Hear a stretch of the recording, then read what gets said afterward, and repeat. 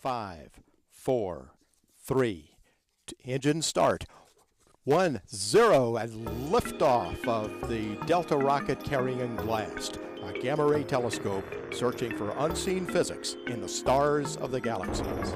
Launched on June 11, 2008, GLAST, renamed the Fermi Gamma-ray Space Telescope, has been collecting gamma-ray data for 5 years. In that time, it has made some astounding observations of some of the most powerful events and objects in the universe, including some right on our doorstep. Fermi looks at gamma rays, the highest energy form of light, and it just surprised everyone with a discovery about the fabric of space and time. Because Fermi saw no delay in the arrival time of the two photons, it confirms that space and time is smooth and continuous, as Einstein had predicted. With Fermi, astronomers have made the most accurate measurement of starlight in the universe and used it to establish the total amount of light from all the stars that have ever shone. In April 2013, a shockingly bright blast of gamma rays from a dying star in a distant galaxy produced the highest energy light ever detected from such an event. Every 3 hours, the Large Area Telescope on board Fermi builds up a picture of the sky in gamma rays. One thing it sees a lot of is blazars, active galaxies whose emissions are powered by supermassive black holes.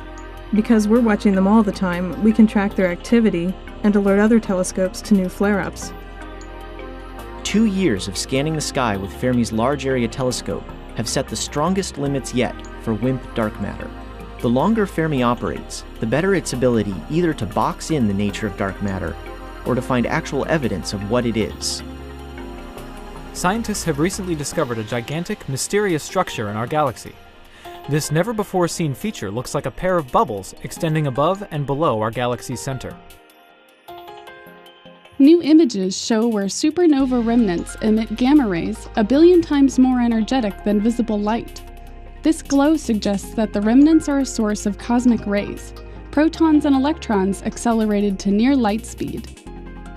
Observations of 2 supernova remnants by NASA's Fermi Gamma-ray Space Telescope conclusively show these supernova remnants are accelerating protons. When they strike protons in nearby molecular clouds, they produce the gamma-ray emission Fermi sees. Recently, astronomers have observed incredible flares in the nebula that theorists are hard-pressed to explain. The gamma rays most likely arise from electrons moving near the speed of light. But to account for these flares, the electrons must have the highest energies ever seen in cosmic sources. In 3 years, Fermi has detected more than 100 gamma-ray pulsars, and about 1/3 of gamma-ray pulsars were discovered by Fermi on the basis of their gamma-ray pulsations alone. In late 2010, NASA's Fermi Gamma-ray Space Telescope watched the system glow with faint gamma emission as the pulsar first approached the disk. Astronomers expected the same behavior in early 2011 when the outbound pulsar grazed the disk again, but instead, Fermi detected intense and puzzling gamma-ray flares. We managed to get enough observations of the object to piece together its orbital period and found remarkably that it was an incredibly heated object, blue-white on one side, deep, deep red on the other, that was orbiting around an energetic pulsar with an orbital period about 1.5 hours. The gamma rays are blasting the companion at point-blank range. Fermi found that star birth and death in the Cygnus X star factory corrals particles and boosts them to cosmic ray energies. In early March 2012, a powerful flare erupted on the Sun. During this event, the LAT detected the highest energy light ever recorded from a solar flare. New observations by NASA's Fermi Gamma-ray Space Telescope show that thunderstorms make antimatter.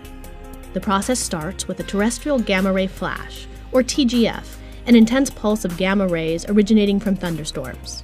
Scientists have discovered that radio signals, once thought to be produced by the lightning that triggers a TGF, are in fact broadcast by TGFs themselves.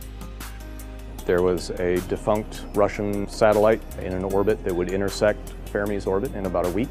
Those two spacecraft were occupying the same space within 30 milliseconds of each other. That's why this was scary. Having done the maneuver and avoided a collision means we continue operating. So continue doing the great science that we have been doing over the past 4.5 years.